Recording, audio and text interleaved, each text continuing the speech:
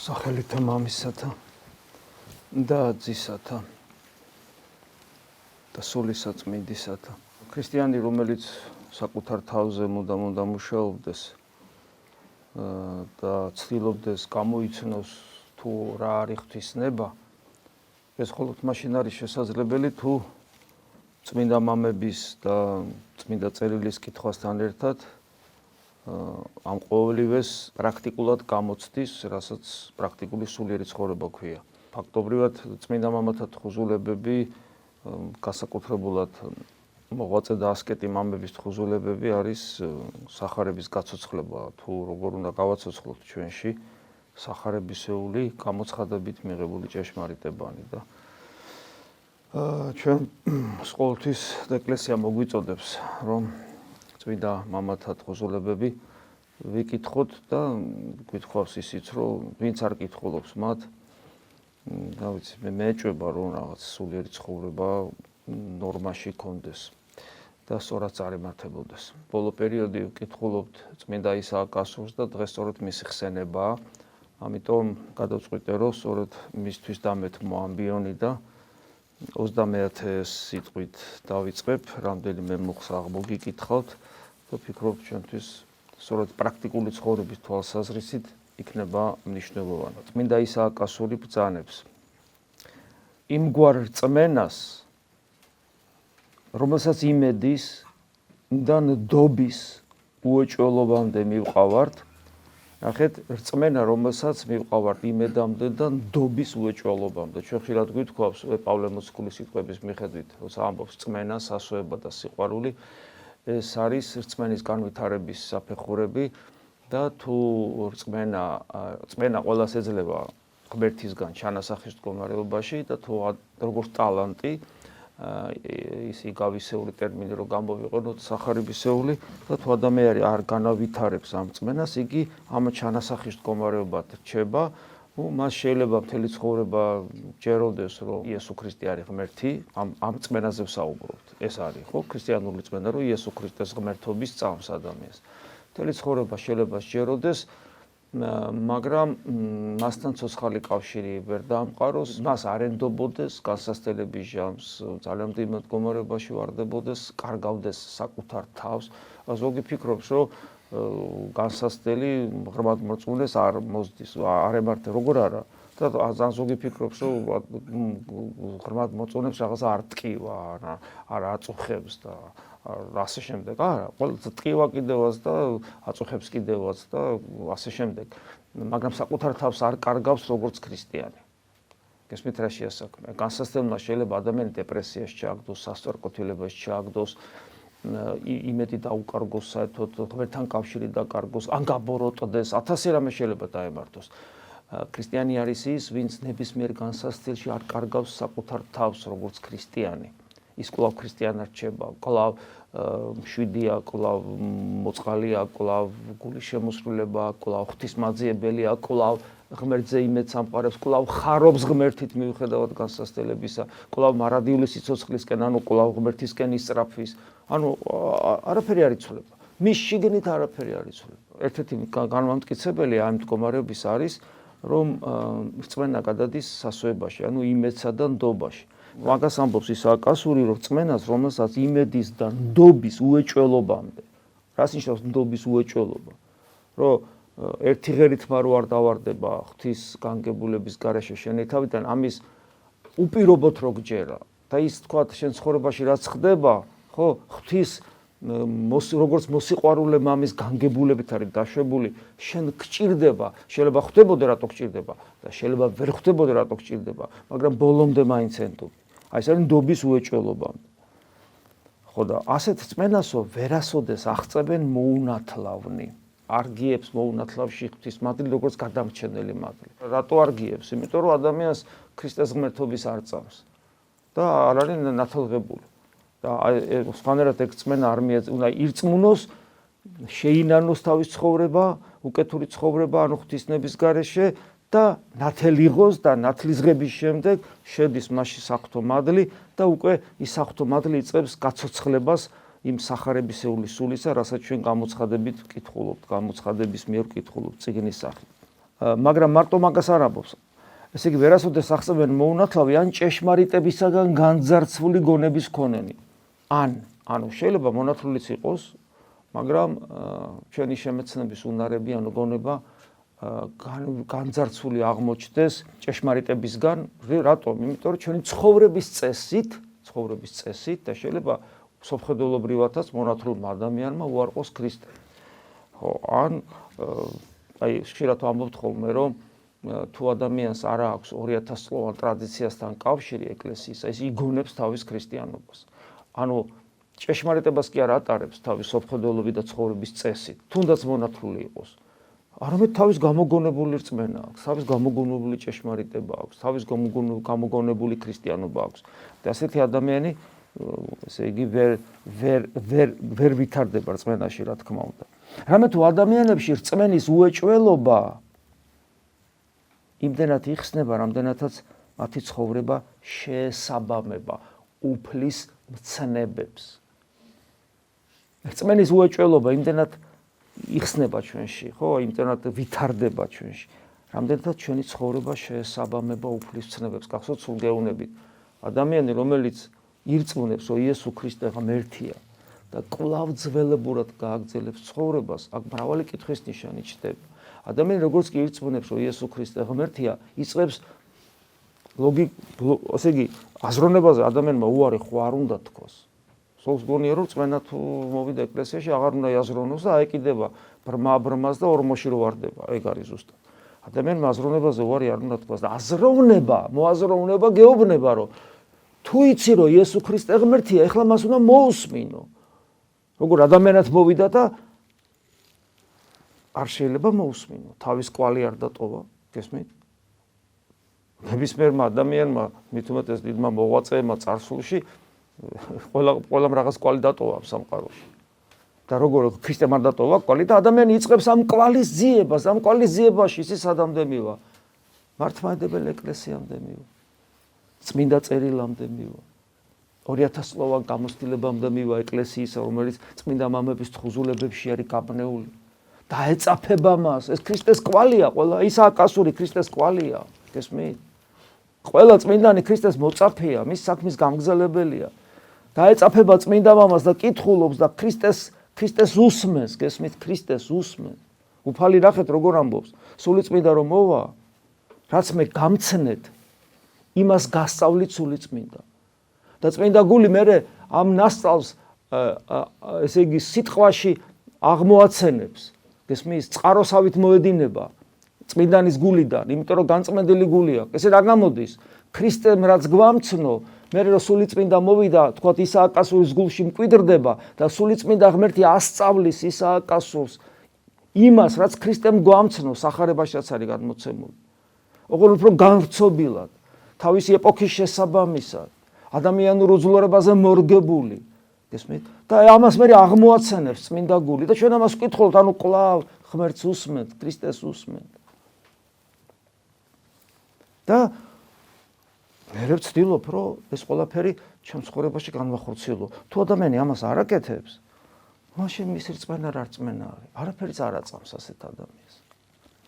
და მე ნახეთ, ზუსტად რასაც გეუბნებოდით, იმას აგრძელებს. წერილის მოუკლებელი შესწავლა. ნახეთ, წერილის მოუკლებელი შესწავლა. არა ის რომ ხო ვკითხულობდი, ხო წამიკითხავს, ხო ხანდახან მოუკლებელი და წერილში არ იგულისხმება მარტო სახარება. წერილში არ იგულისხმება მარტო 60 ქულო. მოციქულთა წერილები, მთელი ბიბლია. წერილში იგულისხმება სახარება, მოციქულთა წერილები და მთელი წმინდა მამათა მემკვიდრეობა. ეს წერილი არის ზოგადი ტერმინი, რომელიც ამ მადლის მიერ მემკვიდრეობას მოიცავს. რა თქმა უნდა, უპირატესი წმინდა წერილი, მაგრამ მერე უკვე მისი განმარტება, წმინდა მამათა თხზულებები, როგორც მისი განმარტება. და ამბობს ისააკ კასური, რომ მოუკლებელი უნდა იყოს ეს შესწავლა, იმიტომ რომ მას ვერასოდეს ამოწურავ. შენი სიცოცხლე მის ამოწურვას არ ეყოფა. წერილის მოუკლებელი შესწავლა სინათლეა სულისათვის. მე ვარ ნათელი, უფალი ამბობს. ქრისტე როგორც ნათელო დამკვიდრდეს შენში, შენი სული განანათლოს, მოუკლებელი შესწავლაა წმინდა წერილის საჭირო. რამე თუ იგი მას გზას უჩვენებს და ახსენებს, სულს აჩვენებს გზას და ეს გზა თავად ქრისტეა. ანუ წერილის მოუკლებელი შესწავლა ქრისტეს გაჩვენებს, რომელიც არის გზა და გახსენებს, რომ უფრთხოდეს ვნებებს. ადამიანმა შეიძლება ეფიქროს, რომ ეგ ხო ვიცი, რომ რა თვითონ გახსენება. არ იცი, არ ვიცი მე, იმიტომ რომ ვნებებით ახსავსე ვარ. გესმით? ადამიანი ესია, ვნარი ვნება, ვნება არის ღვთისათვის არასათნო მდგომარეობა, რომელიც ეფუძნება არა ღვთის ნებას და ღვთისაგან მოსულ გულის სიტყვას, არამედ უკეთურ ნებას და უკეთურ გულის სიტყვას, რომელიც ვნებას გაყენებს. ნება ტკივილს ნიშნავს, ხო გესმით ქართული სიტყვა. ვნება, ანუ ტკივილს ტანჯვას გაყენებს, ტკივილს განგაცდევინებს, ანუ კლავს. ავადმყოფობაა ესა. და წმინდა წერილის მოუკლებელი შესწავლა გვახსენებს, რომ უფრთხოდეს ვნებებს და კი, მაგრამ თუ ტკივილს მაყენებს და თუ მტანჯავს, რატომ სასაჭიროა გახსენება. საქმეც იმაშია, რომ აი როგორც ვამპირი ღამურები რო არიან, რომ ცხოველს დააჯდება და სისხლს რო წოვს, ცხოველმა რო არ მოიქნიოს ეს ტანი და არ მოიფერთხოს, რას აკეთებს? ანესთეზიას უკეთებს. გესმის? ტკივილ გამაყუჩებელს უკეთებს ჯერ, ეს უცნაური რაღაცა. ტკივილ გამაყუჩებელს და მერე წოვს სისხლს. აი ესე აკეთებს. ვნება მოდის როგორც სიამოვნება ჩვენში. ამაზე ზენია როგორც ხორციელი სიამოვნება, მაგრამ იგი მოდის როგორც სულიერი სიამოვნება, როცა საკუთარი პატივ მოყარეობა დაკმაყოფილებული გაქვს და სიამოვნებს. ეს ძალიან. ადამიანი სამწუხაროდ ეშმაკს გავს და ცხოველს გავს უღმერთოდ დარჩენილი. ამიტომ ეს ცდუნების სახით მოდის და გაფრთხილებს, რომ ფრთხილად იყავი. და როგორ თუ სიამოვნებს, როგორ მივხვდე, რომ მავნებელია და ვნებაა და რამე კარგი არ არის. ღვთის ნების მიხედვით. თუ ღვთის ნებას ეწინააღმდეგება, ესე იგი ის არის დემონური ვნება. ესე იგი მე უნდა გამოკულელო, ამიტომ ამბობს, წერილის მოუკლებელი შესწავლა ზუსტად მაძლევს ცოდნას იმის შესახებ, რა არის ნება ღვთისა და რა არ არის ნება ღვთისა. ასე დროს, ესე იგი უნდა უთხოვდეს ვნებებს, წმინდა წერილის შესწავლა გზას უჩვენებს, ახსენებს, რომ უნდა უთხოვდეს ვნებებს, წმინდა ლოცვით ღვთის სიყვარულისაკენ ისწრაფოდეს, მოტივაციას აძლევს, რომ ილოცოს. ამიტომ ვინც წმინდა წერილს არ კითხულობს და წმინდა მამებს, მას არც ლოცვა არ უვარგა, გესმით, ლოცვა რაღაც განყენებული ეკლესიის მემკვიდრეობისგან რაღაც განყენებული მდგომარეობა კი არ არის. ლოცვა არის მთლიანად საეკლესიო მემკვიდრეობის გვირგვინი და გვირგვინი თავზე უნდა დაიდგას და თუ თავი არ არის, რაზე დაიდგმება ეს გვირგვინი, ხო გესმით? ეს ძალიან მნიშვნელოვანია. ამიტომ ის სწორედ წმინდა წერილის მოუკლებელი სწავლა გვასწავლის წმინდა ლოცვით ღვთის სიყვარულისაკენ სწრაფვას, ასევე გვიჩვენებს გზას, თუ როგორ ვიარებოდეთ წმინდათა ნაკვალევზე. ანუ მე რო ვკითხულობ წმინდათა ცხოვრებას, რა მაგარი იყო, ამას კი არ ვამბობ. უფალი მაჩვენებს გზას, თუ მეც როგორ გავხდე ისეთი, როგორიც ეს წმინდანი იყო. მობაზავ ჩემ დაიქმენით, ვითარცა მე ქრისტესა, აი ეს პავლე მოციქულის ეს სიტყვები ყველა წმინდანზე ვრცელდება. მწუხარება და მოწყენილობა მოუკრებავი და გაბნეული გონებისგანაა. მწუხარება და მოწყენილობა. მწუხარება და მოწყენილობა ორივე მძიმე ცოდვა არის, ორივე არის დიაგნოზი, რომ ადამიანში ღმერთი არ არის და თუ ესე გააგრძელა უღმერთოდ გარდაიცვლება. მიზეზი ამის არის მოუკრებავი და გაბნეული გონება. ანუ რას ნიშნავს? როცა არ არის კონცენტრირებული ქრისტეზე შენი შემეცნებითი უნარები. ესე სადღაც გაბნეული ხარ და უდისციპლინო, არაკონცენტრირებული და ასე შემდეგ. არ ახარ კონცენტრირებული. ხოლო ეს უკანასკნელი, ანუ გონება, კი ანუ მოუკრებავი და გაბნეული გონება. ეს უკანასკნელი კი უსაქმრობისგან, უქმი მეტყველებისგან და სიამეთ მოყარებისგანაა. აი მიმომწვლილობა, ხა ეფრემასურის ხენებაც არის დღეს და დიდ მარხვაში რო დაიწყება, ხო? სული უქმობისა, მიმომწვლილობისა, უსაქმური და უქმე მეტყველებისა და სიამოვნებით მოყარების, ანუ ამ სოფელში შეზელილი და არაპროდუქტიულად მომუშაკე სული, ხო? ხდება მიმომწვლილობა ემართება. ესე იგი, აი მიედმოედება ამ სამყაროს და შესაბამისად მოუკრებავი და გაბნეულია და ესე იგი, მე ეს წარმოშობს იმ მწუხარებას, მოწყენილობას და დეპრესიულობას ასე შემდეგ. საქმე არ აქვს რა. ესე იგი, აქვს მოაზროვნეობა, გონიერება, აქვს თავისუფლება, რა ღირებულებები აქვს და პირუტყვივით უსაქმურად არის. მიდგება, მოდგება, ჭამს, მიდგება, მოდგება, დაიძინებს, გაიღვიძებს. არ არის კონცენტრირებული მარადილ სიცოცხლეზე, ადამიანი მოწყენილობაში ვარდება და მოწყენილობისაგან განსაკარვებლად უკვე მისდევს მოუკლებელ სიამოვნებებს, რომელიც სიცოცხლის ანამხორცი აძლევს საშუალებას, ბოლომდე ეძლევა ასე ჟინმორეული და ბოლოს აესე საცუდავად გარდაიცვლება. სხვა თემას ეხება იმის შესახებ, რომ ბოროტ გულის სიტყვებთან უშუალო დაპირისპირებაში კი არ უნდა შევდიოდეთ, არამედ ღმერთს უნდა მოუდრეკდეთ მუხს და მას ვევედრებოდეთ. ესე იგი აქ საუბარი რაზეა, რომ ადამიანს ეშმაკი ბოროტი გულის სიტყვებით ებრძვის და გეუბნება, რომ უშუალო დაპირისპირებაში არ უნდა შეხვიდე, ამაზე ჩვენ ხშირად გვისაუბრია. არამედ ღმერთისკენ უნდა გაიხედო. ბოროტი გულის სიტყვა, როგორც ავი ძაღლი ისე მოგდევს და შენ მასთან ბრძოლაში დამარცხდები, იმიტომ რომ ის უკან ეშმაკი დგას. ის ავი ძაღლი რომ მოგდევს, აოძახს კბილებს არ უშინჯავ, რა კბილები გაქვს. არამედ გარბი ხარ და შეაფარებ თავს იქ, სადაც ავი ძაღლი ვერ მოგწდება. ხო და ეს ბოროტი გულის სიტყვა, როგორც ავი ძაღლი რომ მოგდევს, ადგილი, სადაც ჩვენ თავს შევაფარებთ, სადაც ის ვერ მოგწდება, ეს არის იესო ქრისტე. ამიტომ ბოროტი გულის სიტყვა არის мотиваცია ჩვენთვის, როგორ უნდა გამოიცნო, რომ ეს ბოროტი გულის სიტყვა. ადამიანთა დიდი ნაწილი ამას ვერ ახერხებს. ის ბოროტი გულის სიტყვა კეთილი სიტყვა გონია. მასთან დიალოგში შედის, მას იწყნარებს და მის შესაბამისად მოქმედებს. და რომ გამოიცნო ღვთისნების მიხედვით უნდა შეამოწმო და როგორც კი გამოიცნო, რომ ღვთის ნებისაწინააღმდეგო, ანუ ბოროტია, იმ წამსვე ეს ხდება შენთვის мотиваცია, რომ ლოცვაში ჩაღმავდე. მტრის მიერ შთანერგით გულის სიტყვებთან არაუშუალოდ დაპირისპირებულს, არამედ ღვთისადმი შევრდომით და ლოცვით მათ მომკვეთს, ანუ იმ ადამიანს, რომელიც აი ამ ბოროტ გულის სიტყვას კი არ დაუპირისპირდება, არამედ ამ ბოროტი გულის სიტყვის აღმოჩენისთანავე ღმერთს შევრდომით, ანუ ესე იგი თაყვანისცემით და ლოცვით შეურდება ღმერთს და მოიკვეთს ამ გულის სიტყვას, რას ამბობს ასეთ ადამიანზე? ასეთ ადამიანს მადლის მიერი სიბრძნე მოუხვეჭია. ასეთ ადამიანს ეშმაკი ვერაფერს ვეღარ აკლებს. ვერაფერს ვეღარ აკლებს, გესმით? თუნდაც ფიზიკურად, ესე იგი, აი როგორც ანტონი დიდი, ფიზიკურად ათრიეს ეშმაკია, მას სიკვდილამდე მიიყვანეს. ანტონი დიდს, როგორც ღვთის ხატსა და მსგავს, ვერაფერი დააკლეს.